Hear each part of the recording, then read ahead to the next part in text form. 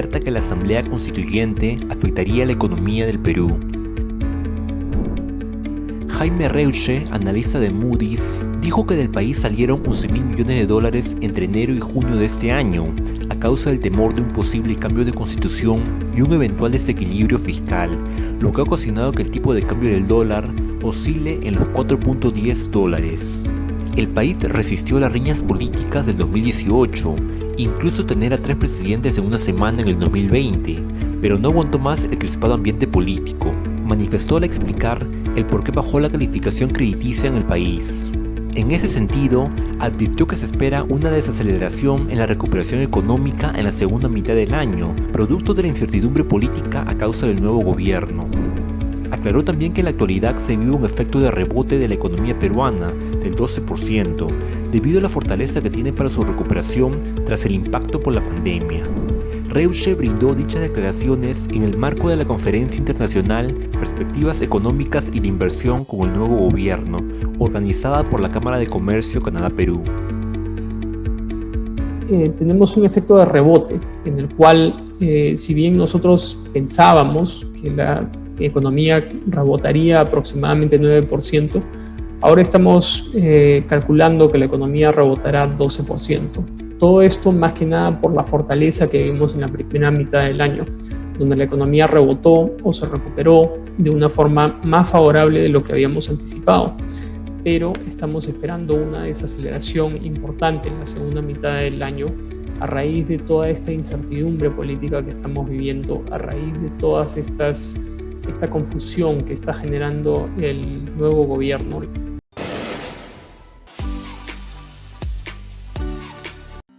Perú es el país donde más impuestos se paga en comparación a otros países mineros. Dicha observación la hizo el empresario Roque Benavides, presidente de Compañía de Minas Buenaventura. El empresario minero alertó que la aprobación de una reforma tributaria solo haría perder la competitividad del país. Por otro lado, si bien reconoció que el ministro de Economía y Finanzas, Pedro Franque, haya tocado los temas de competitividad minera en su último discurso, lamentó que no haya sido de manera abierta. El empresario informó que si bien Perú tiene el 14% de su territorio concesionado para efectos de prospección minera, solamente el 1.3% tiene operaciones y actividad minera, tanto en exploración como en producción. Las declaraciones las brindó en el marco del foro Perspectivas Económicas y de Inversión con el Nuevo Gobierno, organizado por la Cámara de Comercio Canadá-Perú. Perú, comparado con los otros países mineros del mundo como Australia, Canadá, México, Chile, es el país que más impuestos paga hoy por hoy. No es que estemos pagando menos impuestos que otros países. Por eso es que a nosotros nos interesa mucho insistir en el tema de la competitividad minera. Tengo mucho gusto que el señor Franque ya comenzó a hablar de la competitividad minera, pero creo que tímidamente, y creo que hay que pensar que no se le puede imponer más impuestos a la minería formal, a la economía formal en general, cuando tenemos un país que tiene entre 70 y 75% de informalidad.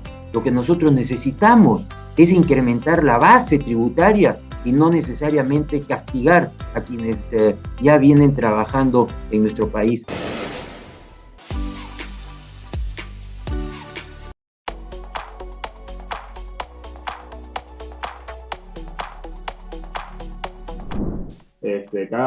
Cada jurisdicción tiene sus problemas, cada empresa tiene sus cosas, y lo importante es que la exploración nunca pare, porque cuando para, toma mucho tiempo reiniciarla, y toma mucho tiempo para una nueva generación, por ejemplo, construir el conocimiento, construir el flujo de proyectos nuevamente, la calidad de la exploración nuevamente. Entonces, es importante que como industria mantengamos el momento que viene de los últimos 30 años, y que sigamos en este camino y creciendo a pesar de esto, ¿no? La exploración minera y el descubrimiento de yacimientos mineros ha tenido un impacto fundamental generacional, histórico en la economía del país en esos últimos 30 años. Yo he hecho 25 años, pero en los últimos 35 años desde prácticamente el descubrimiento de Yanacocha, que es casi como que el evento fundacional de este boom minero que hemos vivido o que seguimos viviendo aún en el Perú. Entonces, yo creo que tenemos que aprovechar esta oportunidad y hacer que los próximos 35 años o 40 años sean igual de exitosos para la industria, ¿no? Ese yo creo que tiene que ser el mensaje, y creo que como Prodexplo va a ser una vitrina importante para que la industria intercambie ideas, los actores de la industria intercambien ideas para cómo lograr esto. A los comienzos del año 2000, de la década del 2000, la creación del segmento junior de la Bolsa de Valores de Lima, la cual es también la única en su tipo en Latinoamérica, ha sido muy útil en años pasados. Ahora está esperando una reactivación. Como mencionó Álvaro, las oportunidades están allí y depende de nuestro país y de nosotros mismos que esto ocurra. Pero todavía tenemos varias empresas listadas en Lima y estoy seguro que vendrán muchísimas más, y los inversionistas locales se interesarán muchísimo más en poner dinero en exploración si es que nosotros la reactivamos. Definitivamente tenemos que ser conscientes de que somos líderes regionales y mundiales también en minería y exploración. Que el Perú forme parte del CRISCO podría aumentar la atracción de la inversión extranjera. Para quienes no conocen qué es el CRISCO, es el Comité de Estándares de Reporte Internacional de Reservas Mineras. Es una organización internacional que promueve las mejores prácticas para informar los recursos, los estados de exploración y las reservas mineras. El CRISCO es un socio estratégico del ICMM, que es el Cónsul Internacional de Minería y Metales, una entidad que reúne las mayores compañías mineras del mundo y que cubren en total más del 80% del capital listado en las principales bolsas de valores. Ser parte del CRISCO no puede ayudar a dos cosas importantes: a que los inversionistas tengan confianza más en Perú, ya que debemos de seguir los estándares establecidos por el CRISCO, y asimismo que nuestros profesionales en minería sean reconocidos y puedan firmar para otros códigos. Entonces yo creo que hay que tener muy presente que lo que hagamos hoy no es que vaya a impactar el 2022, 2023 o este gobierno. Probablemente lo que hagamos hoy va a terminar impactando de aquí a 15 o 20 años, ¿no?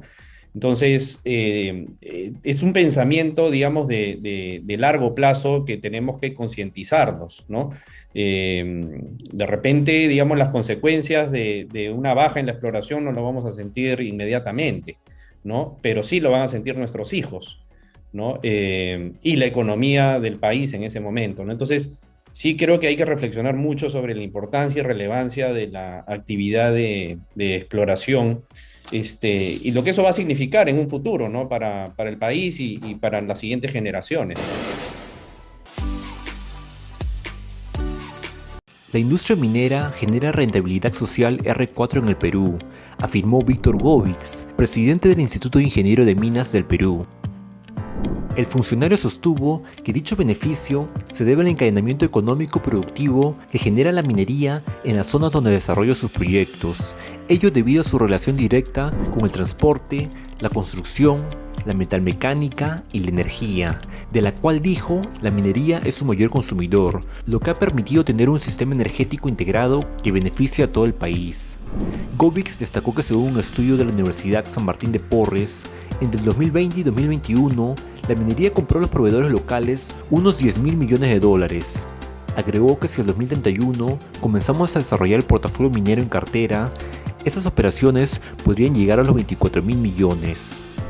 Las declaraciones fueron brindadas en el marco de la ponencia Rentabilidad Social en la Industria Minera, organizado por la Cámara de Comercio Peruano-Chilena. Ese encadenamiento que se ha obtenido a través de este estudio que ha hecho la Universidad de San Martín, usando la tabla insumo-producto, nos dice que el año 2020-2021, en compras a proveedores locales, en la industria minera compra alrededor de $10.000 millones. Al año 2031, si desarrollamos el portafolio, ese número se duplicaría, casi 24.000 millones de dólares. Miren el impacto, el encadenamiento que habría en la economía nacional. Y eso nuevamente para mí es un R4. Es otra manera de mirar la rentabilidad social, como creo que hay que entenderla. Como digo, no puede entenderse como un tema de transferencia directa. Eso sería un error. Subsidios en un país no resuelven un problema de fondo. Y en eso tenemos que ser muy claros.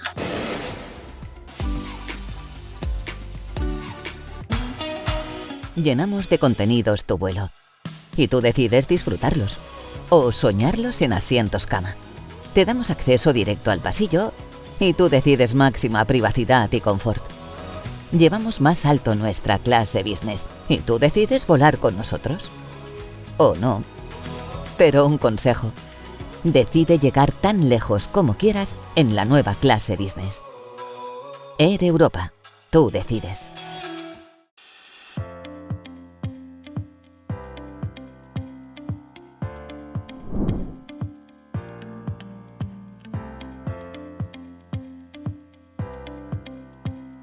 Sí, nosotros como organismo de evaluación y fiscalización ambiental ya teníamos un equipo en La Oroya, teníamos un equipo automático que generaba información de manera continua, ¿no? Entonces, lo que hemos hecho cuando, en el 2016, cuando asumimos la dirección con la doctora Tesi, es ver las potencialidades de estos equipos. Entonces, contratamos gente muy especializada, que no lo tenía OEFA, y con este personal que ya estaba capacitado, que de una u otra manera ya tenía experiencia en el tema, logramos hacer que se transmita la información, ¿no? Y que se pueda distribuir a través de un portal interactivo de OEFA, para que cualquier poblador lo pueda visualizar, ya sea desde su laptop, desde su PC o desde su celular. Entonces, fue la primera experiencia que tuvimos con La Oroya,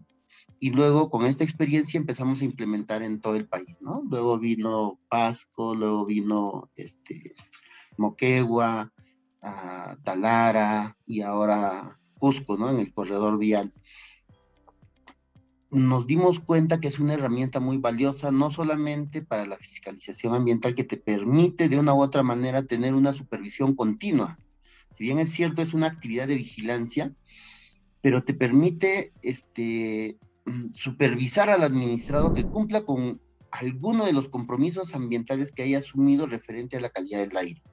Entonces, ahí tenemos una herramienta valiosa para hacer una supervisión continua, ¿no? En la actualidad tenemos 10 equipos vigilando a diversos administrados, ¿no? Tanto de minería, hidrocarburos, pesca, y tenemos proyectado implementar mucho más equipos automáticos a futuro. Al 2023 vamos a tener 65 equipos automáticos que te midan la calidad del aire en tiempo real. Entonces, es una modernización de la fiscalización ambiental.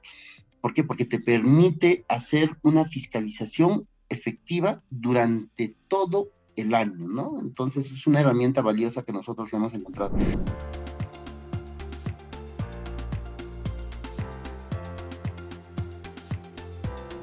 Los equipos están destinados para esos proyectos que nosotros lo hemos identificado como posibles fuentes que podrían alterar la calidad del aire, ¿no? Por ejemplo, tenemos Chimbote, que tienes muchas pesqueras que generan de una u otra manera emisiones y que te podrían alterar la calidad del aire. Entonces ahí tenemos toda una red de monitoreo a futuro que se van a instalar. Ahorita tenemos un solo equipo en Chimbote que te vigila la calidad del aire, pero a futuro tenemos proyectado para instalar mucho más equipos, ¿no? Y de tal manera que te permita vigilar a todos estos administrados que están ubicados en Chimbote.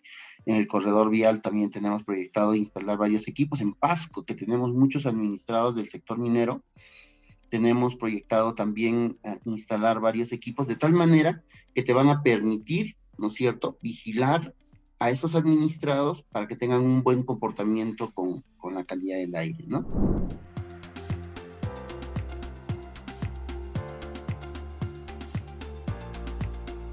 Nosotros desde el 2018, aparte de contar con recursos ordinarios, que es lo que nos destina el Estado a través del Ministerio de Economía y Finanzas, nosotros somos una unidad ejecutora. Hemos logrado encontrar esta herramienta a través de la formulación de proyectos de inversión, ¿no? Entonces, los equipos que estamos adquiriendo, de una u otra manera, vienen a través de proyectos de inversión pública. Entonces, es una herramienta valiosa que nos ha dado la facultad de poder diseñar proyectos de inversión en temas ambientales que a nivel de Perú es difícil encontrar, ¿no? No se tiene mucha experiencia a nivel de proyectos de inversión. Es más, nosotros estamos pensando en sacar un modelo de proyectos de inversión para poder compartirlo con el MEF y el MEF a la vez compartir con todos los gobiernos regionales y gobiernos locales para que ellos puedan de una u otra manera utilizarlo como una herramienta para que también puedan implementar, ¿no? Es una herramienta valiosa que nos permite adquirir equipos, ¿no? Y con ello fortalecer todo el tema de fiscalización ambiental. Ahora, también se tiene presupuestado para la operación y mantenimiento, porque estos equipos son un poco caros, ¿no? O sea, tanto la adquisición como la operación y mantenimiento son un poco caros. Y el protocolo de monitoreo de calidad del aire también es bien exigente y hay que cumplir tal y cual te lo establece, ¿no? Para que no tengas ningún tipo de cuestionamiento por cualquier administrado al cual estamos vigilando.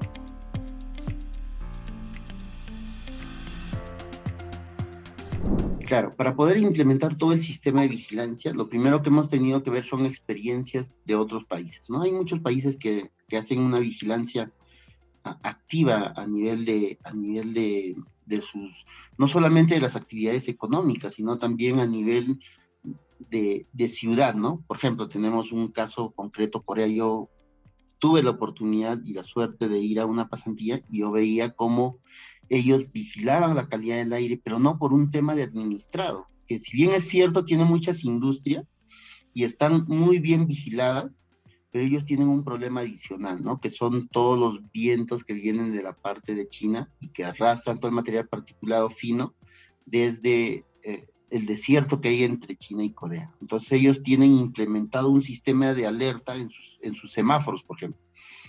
La población está tan capacitada que cuando ve la concentración de material particulado PM10 o PM2.5 en valores que exceden la normativa, automáticamente se ponen mascarillas. Entonces, esas experiencias han hecho que nosotros también tengamos como una especie de objetivo, ¿no? Llegar a ese nivel, poder alertar a la población para que ellos puedan tomar acciones inmediatas en caso haya una excedencia de cualquier parámetro que altere la calidad del aire. Entonces, para ello, lo que hemos hecho es contratar personal especializado. Nosotros no hemos tercerizado ninguna de las actividades. Lo que hemos hecho es buscar en el mercado, ¿no es cierto?, en el mercado de profesionales que existen a nivel de país, identificar los profesionales que cumplan el perfil el perfil que nosotros estábamos requiriendo, ¿no? Por ejemplo, especialistas en calidad del aire que ya tengan experiencia en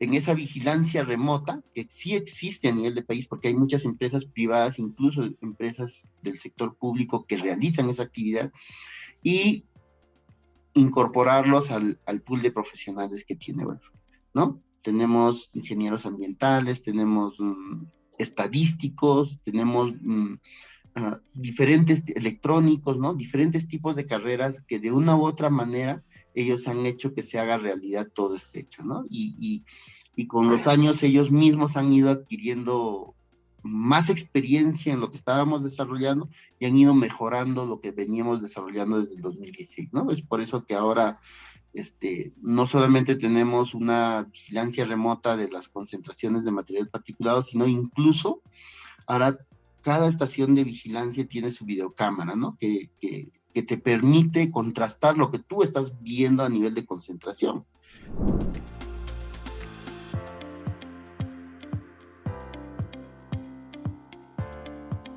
Sí, nosotros en el 2019, para poder implementar el sistema de vigilancia, de manera previa se tiene que tener un diagnóstico de la zona, ¿no? Es decir, ¿dónde instalo yo los equipos? ¿En qué comunidades? Porque el corredor vial es inmenso, tiene más de 20 comunidades en todo el trayecto.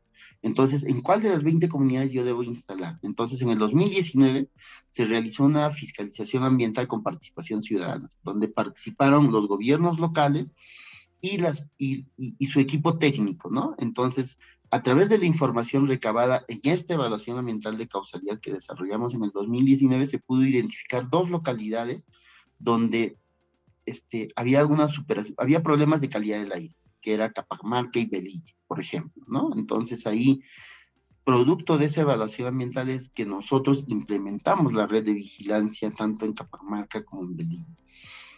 Y en otras localidades, si bien es cierto, no se ha tenido esa participación, o sea, no se ha tenido esa fiscalización previa, como en el caso de Talara, por ejemplo, pero tienes identificado un solo macroemisor, ¿no? Que es la refinería de Talara, por ejemplo.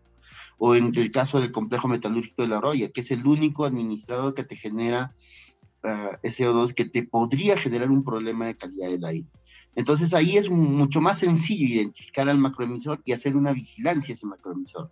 Pero hay zonas donde se te complica porque son diversos administrados y ahí se tiene que hacer toda una evaluación para saber a quién voy a vigilar, dónde deben estar instalados los equipos de calidad del aire. Y de todas maneras nosotros, cuando desarrollamos dentro de nuestro manual de procedimientos operativos, tenemos una etapa que se llama el reconocimiento. En esa etapa de reconocimiento se tiene mucho contacto con la población, ¿no? Se hacen muchas preguntas, se identifica el problema real de la zona, la percepción de la población, que es muy importante, porque si la población percibe que tiene un problema de calidad del aire, hay que saber si esa percepción es o no es real. Entonces, producto de todas esas actividades de campo es que se desarrolla algún tipo de actividad, ya sea una evaluación ambiental, y después se continúa con la vigilancia ambiental, ¿no? En el caso del corredor vial ha sido muy importante la evaluación ambiental que desarrollamos en el 2019, y producto de ellos fue que se implementó estas 2 estaciones, ¿no?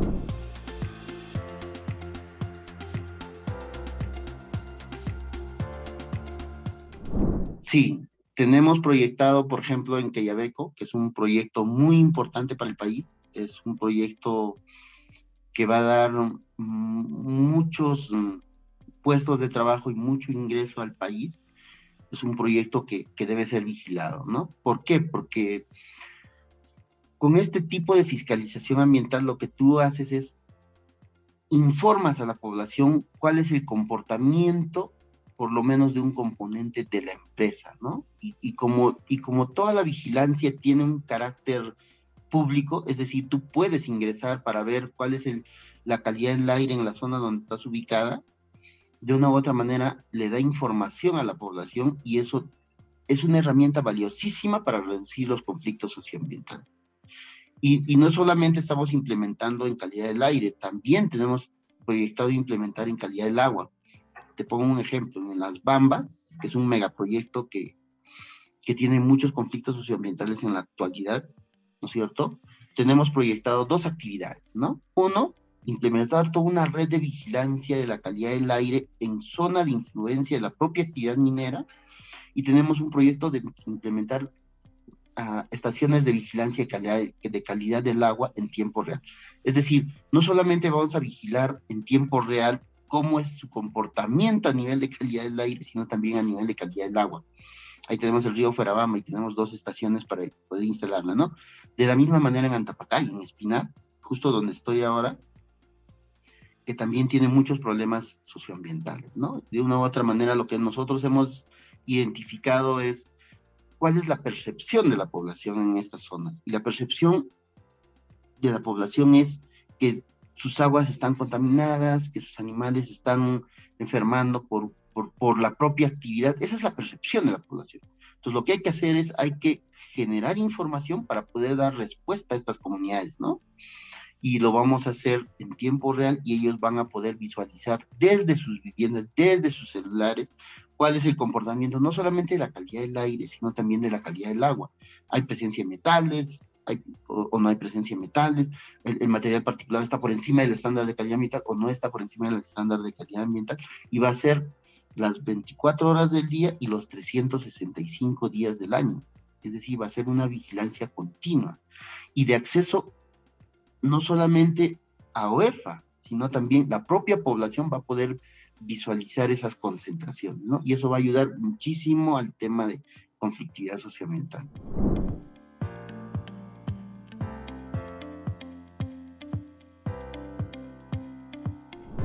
Sí, nosotros tenemos un aplicativo el que se llama el Portal Interactivo de Fiscalización Ambiental, que está en la página web de OEFA.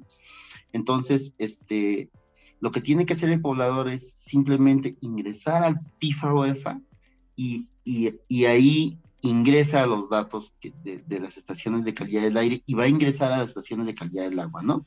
Lo que nosotros desarrollamos hacemos muchos convenios. Por ejemplo, vamos a instalar estaciones de monitoreo de calidad del aire en Espinar. Entonces ya tenemos convenios con la municipalidad, tenemos convenio con la comunidad donde van a estar instaladas las estaciones, ¿no? Incluso con el propio poblador donde va a estar instalado el equipo tenemos que tener un convenio, porque va a estar instalado en un área de su terreno. Entonces él tiene que tener conocimiento completo de todo el proyecto, así como la autoridad local y la autoridad regional. Nosotros hacemos continuas capacitaciones para que ellos puedan tener acceso a este portal interactivo. Y también mandamos reportes mensuales, ¿no? Dentro del convenio está establecido que nosotros debemos informarles de manera continua. Entonces, ya está establecido en el convenio, y esté o no esté establecido en el convenio, de todas maneras nosotros reportamos a las autoridades locales para que tengan conocimiento y también para que le den uso a esa información. Hemos tenido la suerte que incluso los gobiernos locales nos mandan un informe de comportamiento de la calidad del aire en su localidad con información del portal interactivo de fiscalización ambiental. Entonces eso nos enorgullece y nos da a entender que están empoderados del tema, ¿no? Y eso es muy importante para todo el tema de fiscalización ambiental, porque la autoridad local también se está comprometiendo con el tema de fiscalización ambiental.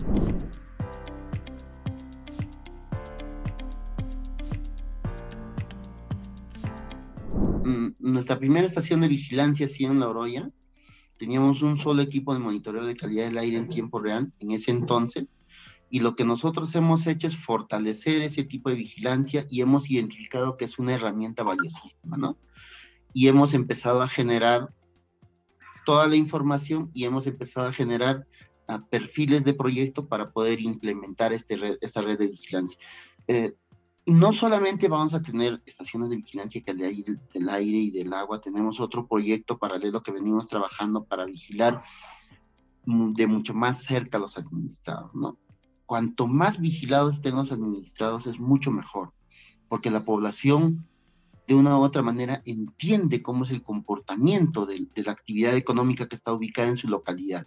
Y si ellos entienden, entonces la conflictividad socioambiental, especialmente ambiental, se reduce, ¿no? Porque cuanto más informada esté la población es mucho mejor. En cambio, cuando hay un desconocimiento, ¿no?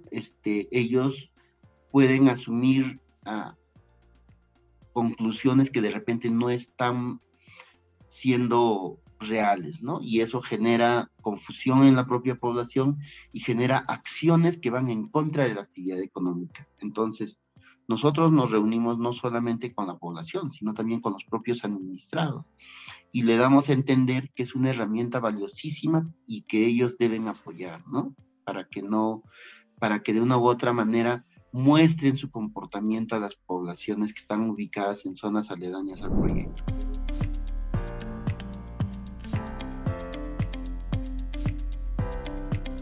En Chimbote tenemos actividad pesquera y es una zona muy crítica, ¿no? Porque tienes bastantes actividades pesqueras, tenemos muchos administrados del sector pesquero y de una u otra manera en sus emisiones podría, en un descuido de la propia actividad, podría ser que se altere la calidad del aire. Ahí tenemos en la actualidad un solo equipo, pero acaban de llegarnos 2 equipos más y vamos a fortalecer esa vigilancia, por ejemplo, en Chimbote, ¿no? Para la actividad pesquera. En La Libertad tenemos azucareras y la normativa actual les permite hacer quema controlada de sus campos de cultivo de caña de azúcar, ¿no? Y a veces la población denuncia, ¿no?, que se han excedido en la quema y hay una alteración de la calidad del aire en las poblaciones aledañas. Entonces nosotros acabamos de adquirir equipos y vamos a implementar un sistema de vigilancia para poder justamente dar esa respuesta a esa población, ¿no?, de esa actividad industrial que es de las azucareras en La Libertad, por ejemplo. En La Libertad, también en Piura, ¿no?, fortalecer la vigilancia en Chimbote, que son actividades industriales distintas a la actividad minera, ¿no? Claro. Tenemos vigilando no solamente la actividad minera. En Hilo tenemos, por ejemplo, a los complejos metalúrgicos de Hilo, tenemos la actividad pesquera de Hilo, en Pisco se va a implementar para poder vigilar actividad pesquera y actividad de hidrocarburos. En Lima tenemos para actividad industrial, Chimbote, actividad pesquera, La Libertad, actividad industrial. Entonces, estamos diversificando todo el sistema de vigilancia, no solamente ligado a la actividad minera, sino a todos los rubros en el cual es competente OEFA para la fiscalización ambiental.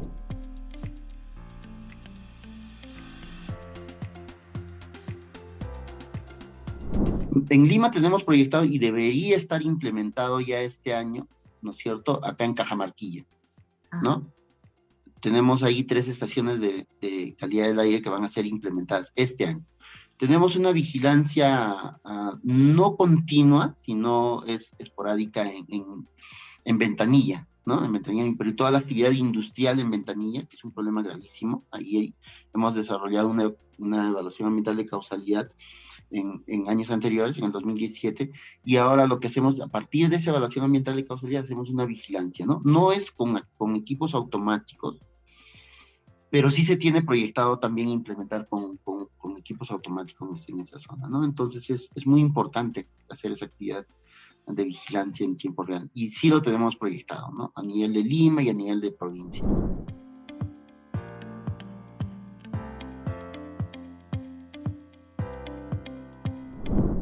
Definitivamente, generar información te ayuda muchísimo y te ahorra mucho dinero, ¿no? O sea, cuando tú tienes un problema de calidad del aire, imagínate cuántas personas son sensibles a ese tipo de contaminantes y cuánto les cuesta ir al médico, a la clínica o a un centro de salud, días, horas, hombre, perdidas por solamente atenderse por esa falencia de salud.